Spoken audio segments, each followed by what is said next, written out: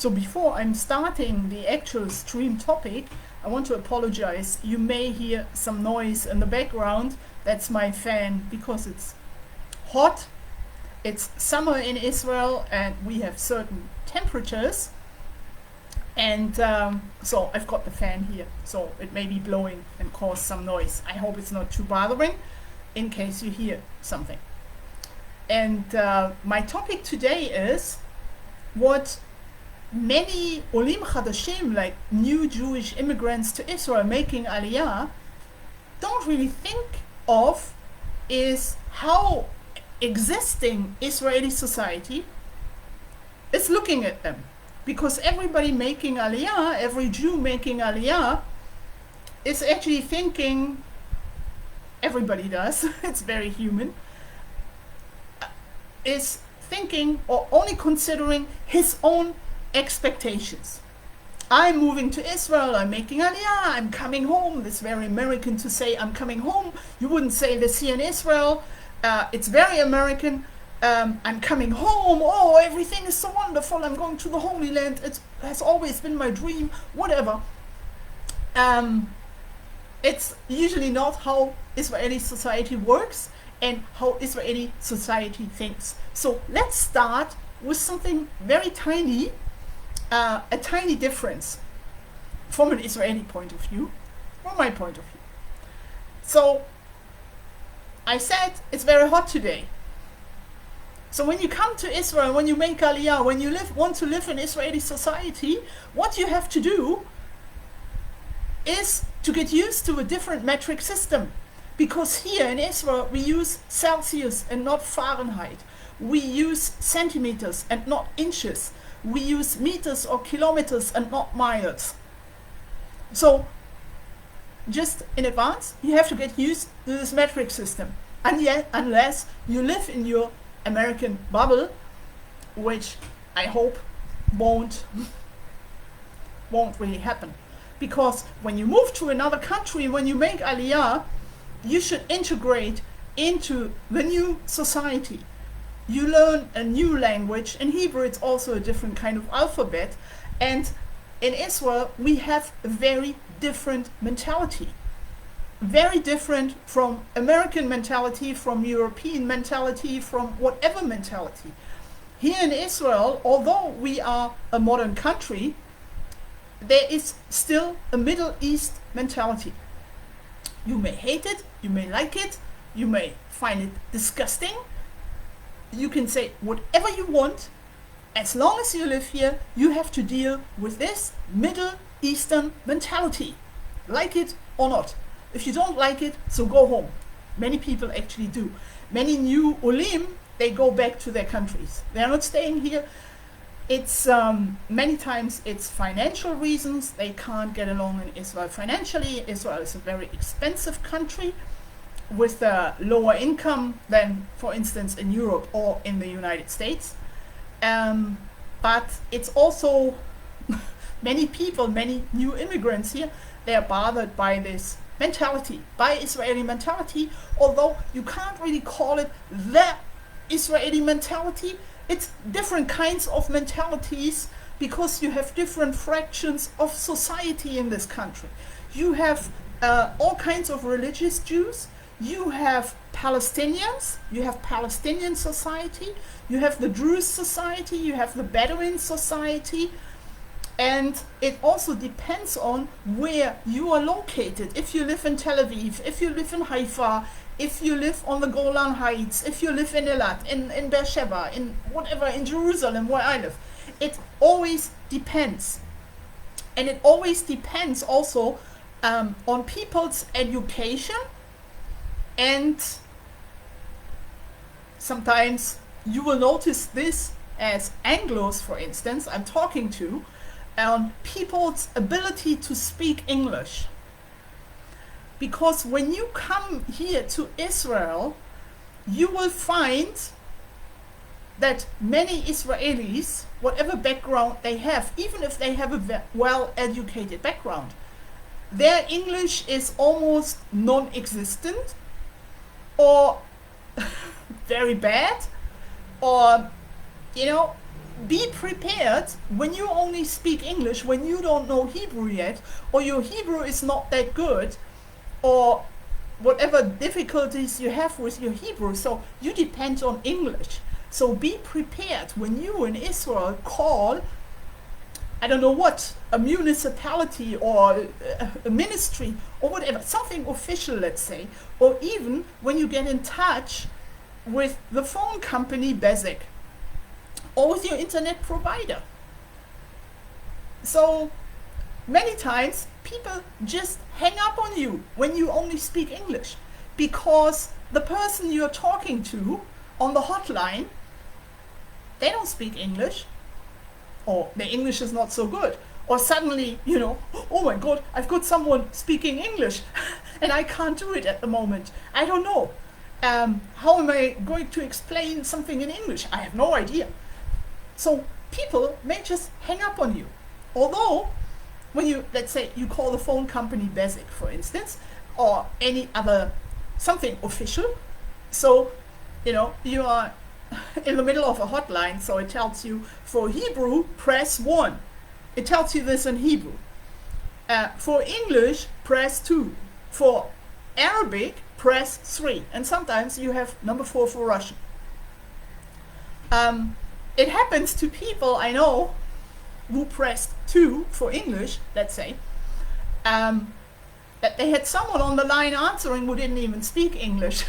So I said, maybe you should press 3 or 4 for Arabic or Russian. Maybe you have someone speaking English, but never mind. But you have to be prepared for many, many things. And what I'm trying to say is, you can't only expect something. When you come here, you also have to give something in return, and you have to understand, you have to learn, and you will do this very fast. In a bad or in a good way, we all have our experiences, and no one is free from that. Everybody's going to be confronted with certain situations. You have to get used to this mentality. You have to live with it. If you want to live in Israel, and not only in a little stupid American bubble, let's call it this way, if you want to be part of society, of Israeli society, you have to adjust, and you also have to give something in return, and Israelis expect this from you. Why? Because when you make Aliyah, they invest a lot of money in you. It's not only that you get money from Nefesh B'Nefesh, but you get here from the municipality, you get a certain deduction, you get a certain discount for your, it's called Anona, it's a property tax. You get all kinds of benefits when you make Aliyah. So this is from the Israeli taxpayer. And the Israeli taxpayer is not in a way willing to only invest, but they want something in return. What do they want in return? They want you to integrate into the society and not come here, oh, I'm an American, I know better. You have to function according to the United States because we are now here and we know better. This is not how it works. This is never how you talk to an Israeli, because the Israeli will just tell you to F off. And Israelis are very direct. They are very outspoken, and they are not ashamed to tell you something. I think in America it's more like you are more tact. Israelis don't have tact. Some do, most don't. So be prepared that Israelis tell you something. Sometimes they mean it, sometimes they don't mean it. It always depends on, sometimes it may get to you, whatever they say to you doesn't matter, as rude. But many times they are not rude because their English is just not that great. They don't know how to express themselves. So they say something which may to you sound very rude, but to them it's because they don't have other words to express themselves, because their English is not that good. So they take whatever words they know and put them together. So to you it may sound like stupid or rude, but actually they don't mean it this way. Many times they are rude, because when you come here as a newcomer into the country, as a new person, as a new resident, because as a Jewish immigrant you get citizenship here, you can't just come, and think you are the greatest, the boss, everything. It doesn't work. it never works. You will find this out many times in a very harsh way. So people tell you something. So never come here and think that you are the greatest, the best, the only one, the one, as they say in certain movies. I forgot the name now. You are not the one. You are among many. And as I said, what Israeli society expects of you is to integrate. And to integrate also means communicating in Hebrew. You can't just come here and don't learn any Hebrew. I know many Americans, or also British, whatever, they come here and they live in their certain bubble. As a friend of mine just said, many people, Americans, even keep their American bank account, and they have American this and American that in America. Okay, but I can't really understand this, because if you move to another country and you get citizenship here and you don't really have any connections more to the United States, because you work here, you have your whole social life in Israel, so it sounds a little odd to have an American bank account, but never mind. Okay, but what you should do is you should associate with Israelis and not with only your own kind. I'm now referring to Americans, but the same applies to Canadians, Australians, British, to Germans, to French, to Russians, or to the South Americans, to the Spanish speakers. So Israel is, I don't know how to say it. It may sound negative, but Israeli society has many, I wouldn't call it prejudices. They have certain ideas about certain people. Israel is a very small country, and what Israelis do is also among themselves, they put you into a box. They like to put you into a box or a drawer or whatever you call it. Let's say you vote for Bibi Netanyahu for Likud, so you are in the Likud box, or you are in the Meretz box, or you are in the Haredi box, or you are in the Mizrahi box, or you are whatever box. So they like to put you into boxes so that they can identify you, that they know your mentality. Israelis are very, I said, outspoken, and they like to talk. They're very communicative, and they like to know things from you, and they ask you all kinds of questions. People sometimes from other countries, they think some questions are rude or too personal. It's like, you are divorced, so how much do you get from your ex-spouse, or how much are you paying, or all kinds of things, or how much do you earn, and what do you do, and what do you eat, and why do you do this, and how much rent do you pay. And this is all very typical Israeli. And if you don't answer these questions, I mean, sometimes you can get around. You can answer, but in a not such an open way maybe.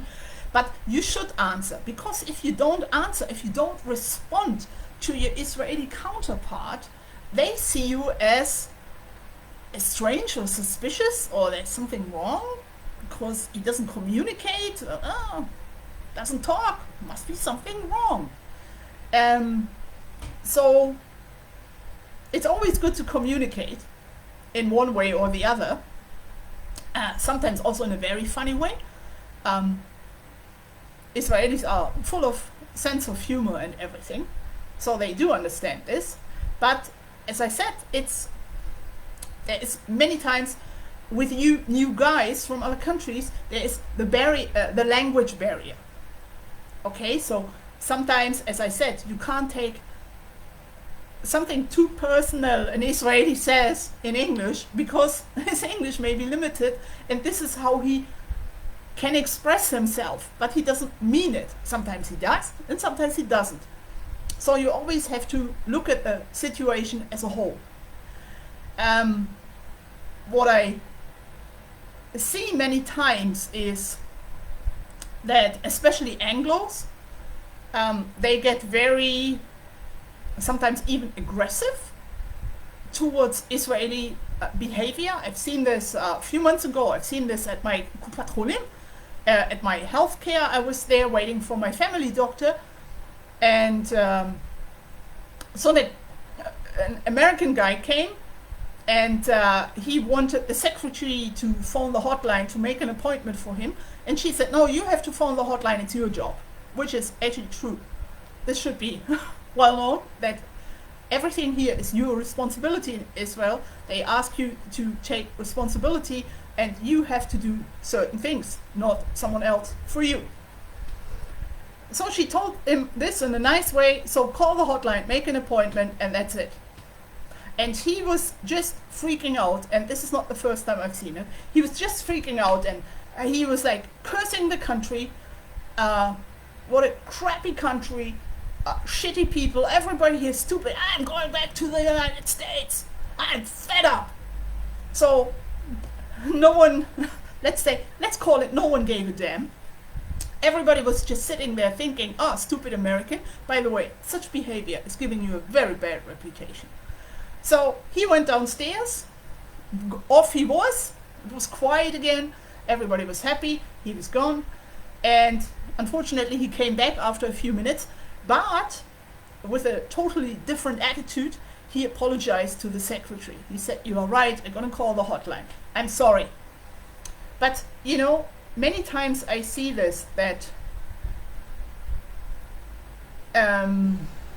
also people from other countries coming, they probably have the same, but I've seen it with many Americans, especially males. I don't know why, that they start freaking out at certain times and tell Israelis basically to go to hell, or I don't know what.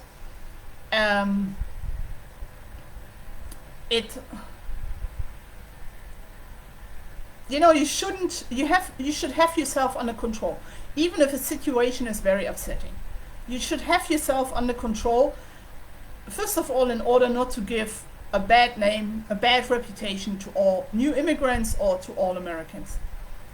And it's also, you have to look at certain situations. And when you come to a different country, you don't really know the language here. There's a different mentality. People live in a different way. People think in a different way. The whole society here in Israel works in a totally different way than you are used to. So you should try, you know, to get adjusted to this. You don't have to be like them, okay? So be a nice person, be a nice American, and continue like this. You don't have to be like, let's say, someone rude Israeli or someone rude American. Okay, but, you know, what I'm trying to say is that you somehow have to live with it.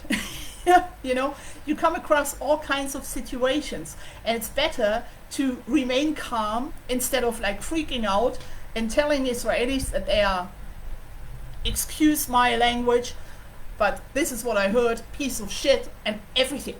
Okay, you should not do this, because Israelis react, and you would do the same if someone came to the United States. Okay, someone new is moving to the United States, has a green card or whatever, and behaves in such a way, you would also tell him something.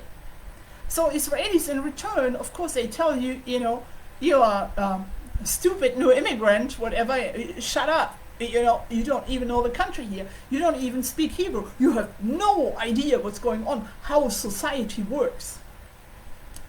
So when you come here making Aliyah, it's always exciting. You will get in, you will be confronted with real Israeli society, how everything works very fast. After a few days, you get off the plane, you know, you are still with Nefesh Benefesh, whatever, everybody's happy, and everybody's celebrating, having a party, excuse me, and then you are off. Then you are in society, and you have to deal with society. So be like open-minded to the new society, to the Middle Eastern society. Don't take everything too seriously. See it with a kind of humor sometimes, even though it doesn't feel so, and learn the language. Learn how to express yourself. Because, you know, I see this myself. I'm a cancer patient here in Jerusalem, in Sha'arei Tzedek Medical Center, and many people, also Anglos, they can't really communicate, even in this hospital, or even in Hadassah Hospital, the competition, not too far away, because many people working at this hospital, they don't even speak English. I've come, I speak Hebrew, but, you know, I have friends, or a friend of mine is coming with me many times, and she also has health issues, and when you even go to a secretary, to the dalpak, as you say, to the counter, to the reception desk at the machlaka, at the ward, you know, you have clerks sitting there. They don't even speak English, and many times a doctor doesn't really speak English, or a nurse doesn't really speak English. So it's always very helpful to learn Hebrew. Even if you have like bad Hebrew, but you know, you should know the basics, and you should also like learn a little the alphabet, but you should have some basic Hebrew at least, so that Israelis see that you're giving something in return, that you are not taking the benefits, I mean, but that you also give something in return, that you at least make an attempt, you try to be part of society by speaking a little in Hebrew. Of course, it's better when your Hebrew is great. So then it's you know, you see the difference when you speak Hebrew and when you only speak English. There's a huge difference how society, how people relate to you. Okay, but I'm talking about Americans, and you're probably fed up with all this Israeli talking. The thing is, Israelis, as I said, they have certain ideas, prejudices, whatever, opinions, let's call it, about other people. I said that they like to put people into a box because they want to know who you are, what your opinion is, and they want to know this so that they can figure you out who you are, what kind of a person you are. It's just Israeli curiosity. So, of course, they have opinions about people from other countries making Aliyah. So let's take the Russians. What reputation do the Russian immigrants have? The Olim Chadashim Russia. Not a good one, I have to say, because this is actually a fact. The vast majority of Russian immigrants are not Jewish, or at least not halachically Jewish, or not Jewish at all. So many Israelis see them as just taking benefits, you know, just getting comfortable, not doing anything.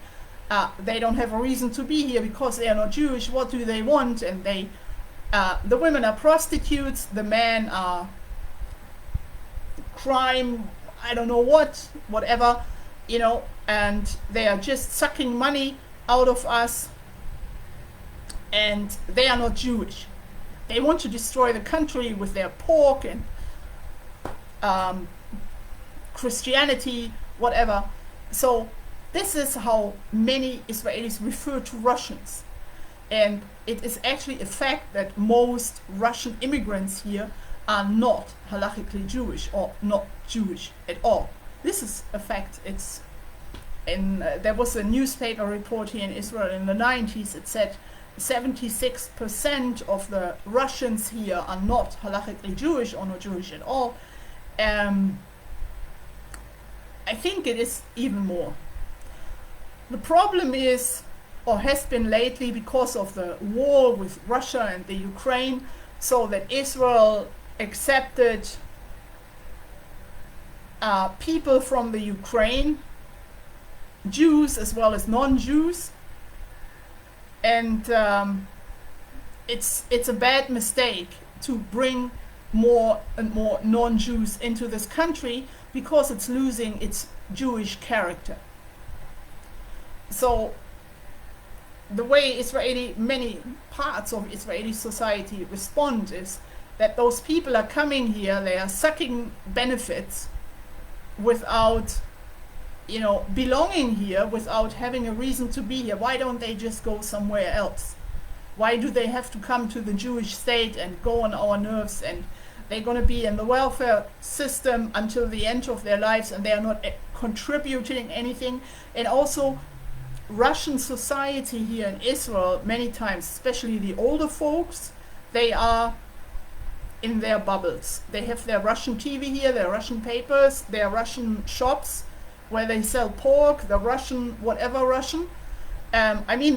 The younger generation is a little different. Many times, sometimes not. I've also met younger Russians who still have this Russian Soviet mentality and are never losing it. But you have Russians here, they don't associate with Israeli society. They live also in their bubbles, and they can't communicate, especially many older people, because they only know Russian. And their mentality is many times, give me, give me, give me, give me. Magiali, magiali, magiali, tnuli, tnuli, tnuli, ma, kama, ma, zeo. It doesn't work. So they are not too popular. But I have to point out, not all Russians are like that. Many Russians adjusted into Israeli society, many are Jewish, and many build a new life here, and the younger generation, many times, not always, is a little different. So who else do we have? The French. How does Israeli society look at the French? Well, the French have one advantage, because they speak French.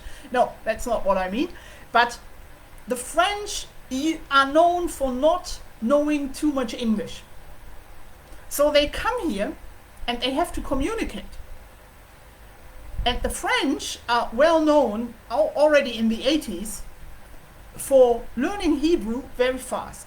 Not all of them, but many. And even the older folks. I've seen this at the hospital, at the oncology, that elderly French, they speak Hebrew. They can communicate. Wow! You don't have this too many times when you have older people moving to a country, to a new country. So, but the French, they learn Hebrew very well. Well, of course, they have their accent. Everybody has an accent. If you have an accent here in Israel, you are nothing special, because many people have accents. Also, Swati Jewry, they also have their accent. Moroccans and Kurdish and Iraqis. So everybody has an accent. So don't worry about the accent.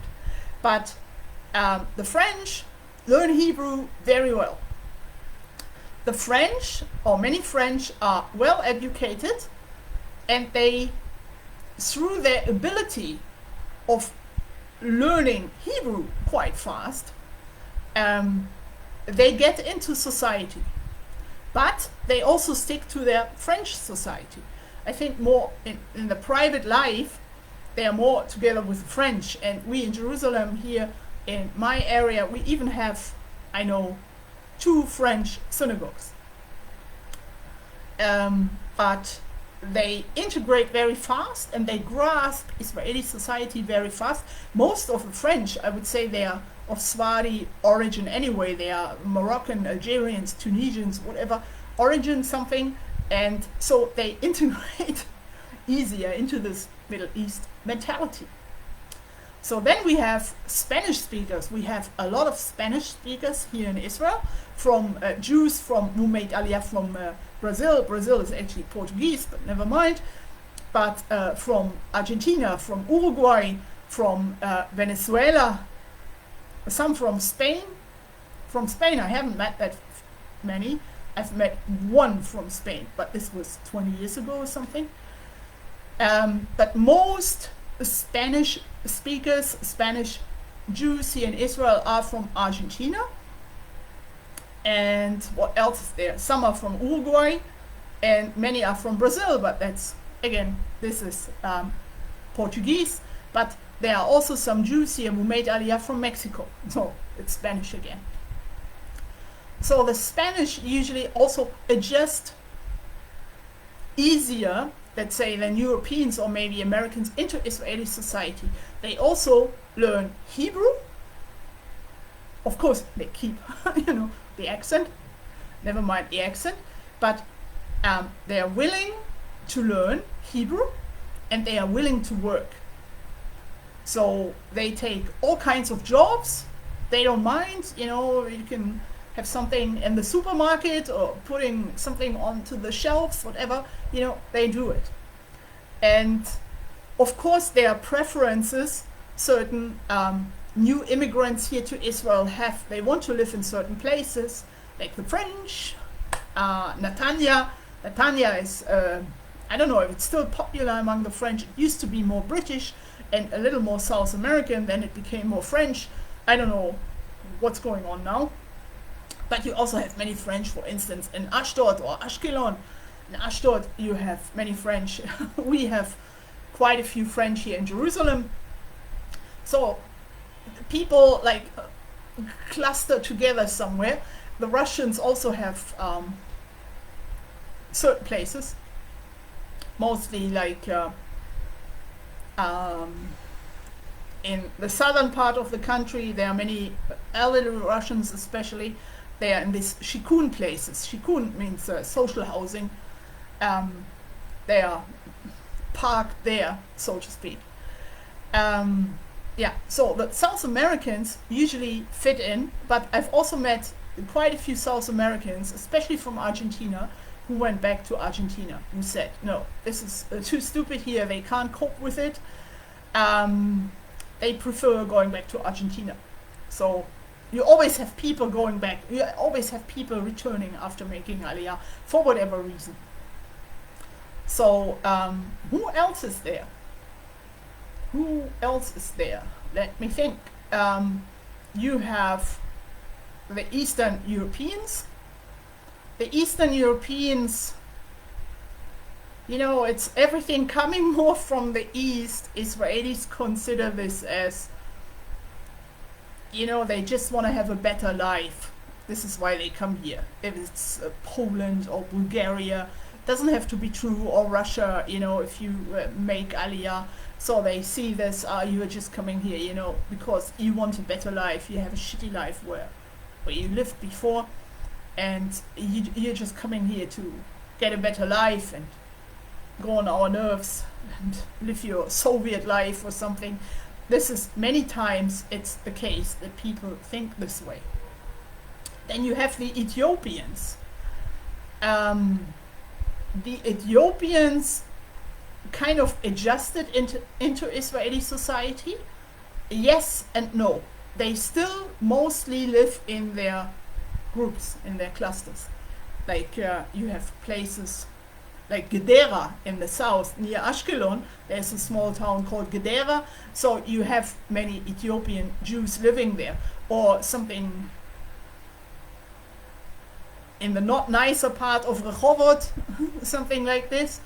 So the Ethiopians mostly live together, and the Ethiopians, many times they have a problem that they've never lost their tribal way of thinking, that there has to be I wouldn't call it a chief, but something like a boss of the family or of the community or something, and they tell you what to do. I don't know, somehow it has never really worked with really adjusting the Ethiopians really into Israeli society. It's not because they are black or whatever, or racism or something. It's I would say mostly also from the Ethiopian side, because they have this tribal thinking, like this, that they have to be among each other and associate with each other, and they still have these rules from Ethiopia, I don't know, and the food and this whole mentality. And of course when they go out to work they are very different, and they're in the army and everything, but as soon as they come home they are in this tribal, I don't know, in this, they also live in their bubble. I meet a few, but Israelis, the ordinary Israeli is not really in touch with the Ethiopian community or something, or I don't know. Then we have, they live here, they were born here. Then we have a lot of Palestinians here. I don't want to leave this out. We have a lot of Palestinians here. So when you come on Aliyah, so you have to expect to deal with a lot of Palestinians, depending on where you live, where you choose. In Jerusalem you have a lot of Palestinians, and elsewhere also. So we have Palestinians here working at the municipality. We have Palestinian judges in courts. We have Palestinian lawyers. We have Palestinian bank clerks. We have Palestinians working at the supermarket till. Not only, but also we have Palestinian doctors, Palestinian nurses, Palestinian, I don't know what, Palestinian working at McDonald's. So you find them everywhere. They are not excluded, no matter what other people or what the media tells you. But here, like 10 years ago, I had a bus accident. I had a bus accident here in Jerusalem. And it wasn't my fault, it was the driver's fault, and was a huge bus accident. Not only me involved, not only me getting injured, but 2 or 3 years later there was a court case against the bus driver. And the bus driver was Arab. He was in jail all this time because of what he did. And the judge at this traffic court case was also a Palestinian. So we were all going, witnesses and victims, or people involved in this bus accident, one way or the other, and the judge was a Palestinian. So you have this many times wherever you go, or your family doctor is from your healthcare is Palestinian. This is what I have. I have a Palestinian family doctor. I have a Haredi oncologist. That's actually quite funny. But this is how Israel works. So in all parts of society, you do have Palestinians. Usually they do speak Hebrew, many times not too well, many times not at all. It can also happen. Many of the Palestinians do speak English. How you figure out in this country who is who, it's going to take you a little while, and you have to listen to how people speak, especially in Hebrew, and to certain accents. But I have to tell you, you have Palestinians here in Israel, they do not have an accent in Hebrew. When you talk to, if you talk to them on the phone and you don't see them, or they don't look particularly Palestinian or something, with a kafir or something, so on the phone you wouldn't even hear that you're talking to a Palestinian. Many Palestinians, or most Palestinians, also the Bedouins for instance, or the Druze, they do have an accent in Hebrew, so you can figure this out. But there are Palestinians also who don't have an accent. Their Hebrew is just perfect, and you could think that, I don't know, you're talking to the Israeliest, and you wouldn't even consider that someone is Palestinian. But you do have this here in society, and you also have to deal with it. Here in Israel, you know, it's multi-culti, so you have to deal with all kinds of people. But there are more immigrants, like to come to a few groups of more immigrants. So what about the Dutch, the Scandinavians, and the Germans? I don't know, because I don't know people. I myself made Aliyah from Germany, but this was a long time ago. And I've never been in touch with Germans here, and I'm not looking for any contact. So I don't know. I think the problem is, especially because of the problem of Germans, is the Germans also always want to change something.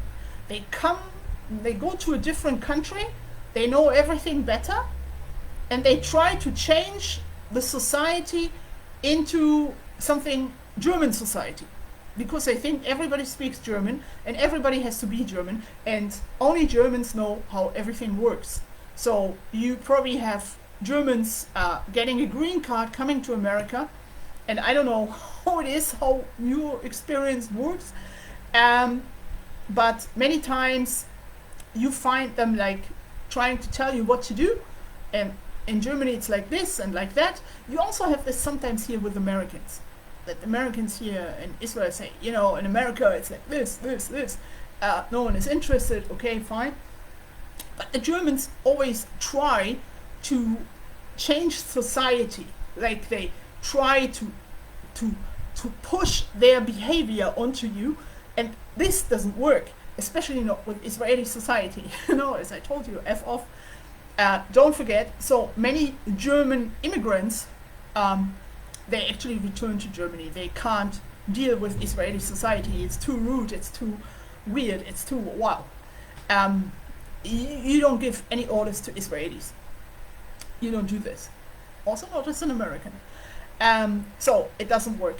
But it always depends on your ability to cope with a new society, with a new language, and how you integrate, how you fit into this society. I mean, you can, okay, let's say you don't learn English. No, sorry, you don't learn Hebrew. Okay, or your Hebrew is like not really existing, or you don't really know the language, but you can cope with society. You do understand how society works, what people want, and how all the steps here in society with ministries and regulations and everything works. You can figure this out. You just have to know how to cope with it and how to express yourself, and it always depends on how you deal with it, how you react to it. And you should never be aggressive, even though someone else may be aggressive. It can happen, but you should never be aggressive. And what you should always do is trying to find compromise. Sit down with someone and say, look, this and this and this doesn't work, but maybe we can try out that, or we can try out something else. So this is, Israelis do respond to this. And if someone's English is really not really there, you know, you can also come about Russian clerks here, or Ethiopian clerks. Ethiopians not too many, but sometimes, and especially the Russians here, clerks, I mean, many times they don't speak English, or hardly. So it's a little harder with them. But even if you sit somewhere, you know, in the middle of the hospital or something, waiting at the reception desk, and the clerk doesn't speak English, so you will always find someone who can help you. You can just ask around, you know, I've seen it many times. Someone got up and said, anyone speaking Russian here or English? There was always someone, more or less, and then it worked. Of course, you are better off when you speak English. When someone is coming here from Russia, making Aliyah, and only speaking Russian, so he depends on this Russian community. And many times he never leaves this community because he's just caught in this bubble and in this way of thinking, which is very different from other countries. But as an English speaker, you always have an advantage because English is a more common language, it's more international than, for instance, the French or the Russians. What I don't want to leave out is we also have Indians coming here, and I know that this YouTube channel is followed by many Indians in India.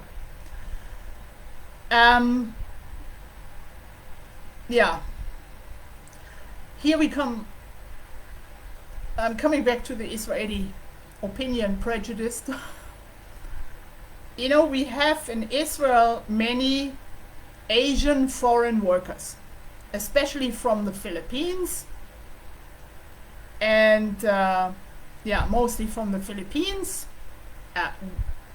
male and female, and they work as caretakers here for the elderly, because also in Israel, many Israelis don't want to do certain professions anymore, and the caretaking job of the elderly, like in their homes, in their apartments, is mostly carried out by foreign workers from the Philippines. So Israelis have this in their mind. As soon as they see someone walking around looking Asian, they don't ask, are you from the Philippines, are you a caretaker, or are you from Japan, or are you from China, or are you from India? As soon as they see someone Asian, to them, in the Israeli mind, caretaker from the Philippines. And this is how they refer to certain people. I mean, it may sound bad now, but this is just the way it is. I don't see it as bad. I probably got so used to it. This is how people look at you. And Israelis would not understand why someone would come from India, claim to be Jewish, and make Aliyah. Because India has nothing to do with Israel. And the thing is that people, again, see you as someone coming from a third world country and trying to get out of your misery, and instead of, maybe, may sound, okay, I'm being rational. Instead of going to the United States or to Europe, you're coming here and trying to get a better life and suck money for your benefits or something.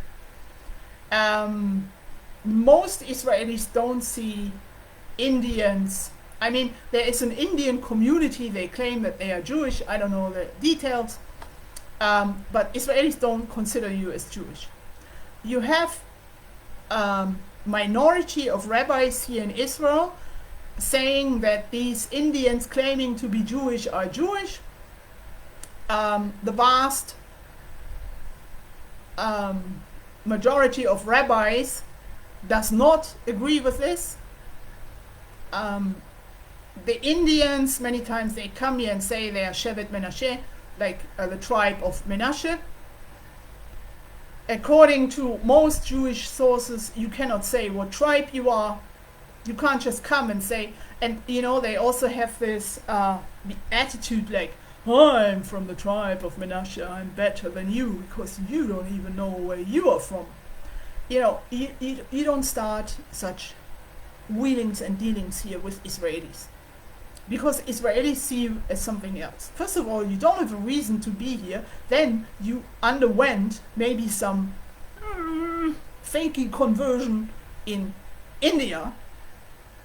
And what happens is when these Indians make Aliyah, and you have some here, they also live in their clusters. They don't integrate into Israeli society. Israeli society, on the other hand, would also not accept them.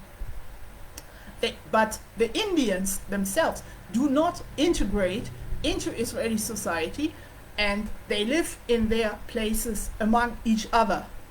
There was a few years ago must be 15 years ago or something, they came with a big claim. We want our own Indian land. This is India, somewhere in the north or something, as far as I remember. They wanted to have their own Indian place, only for Indians.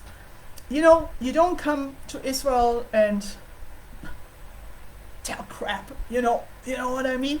You adjust into society. There is a certain kind of society here. You don't bring your own ideas, and people who are not actually Jewish, especially, you don't come with claims here. So this is then, you don't have to be surprised how Israeli society reacts, let alone Palestinian society. This is a totally different point of view.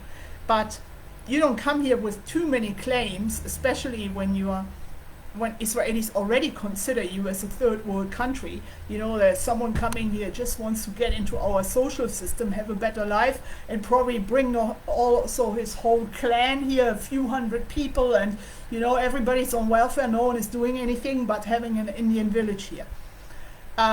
It doesn't work this way. Okay, what I said now, it may sound harsh.